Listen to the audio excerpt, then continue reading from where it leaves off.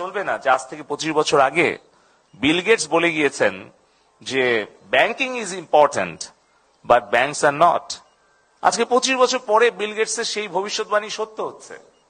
আসলে আমরা দেখছি যে এখন ডিজিটাল ব্যাংক বাংলাদেশ আমরা দিচ্ছি, এখন ব্যাংকের আর ফিজিক্যাল ব্রাঞ্চের প্রয়োজন নাই।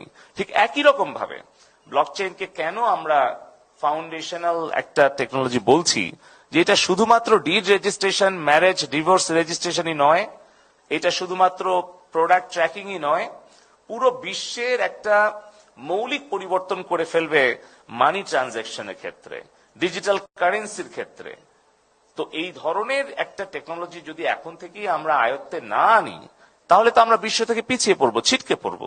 সে কারণে আমরা বলছি যে digital bank, digital currency, international payment, transaction, cryptocurrency, এগুলো সম্পর্কে আমাদের যত অজানা থাকবে তত ভয় এবং সন্দেহ তৈরি হবে এবং তত কিন্তু আমাদের পিছিয়ে পড়তে হবে।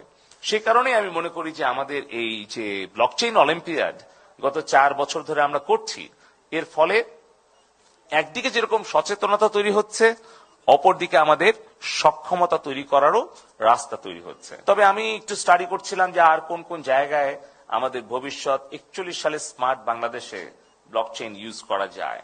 তো সেখানে দেখলাম যে আসলে স্মার্ট বাংলাদেশের ভবিষ্যতে আমাদের আরো অনেক ইউজ কেস কিন্তু রয়েছে।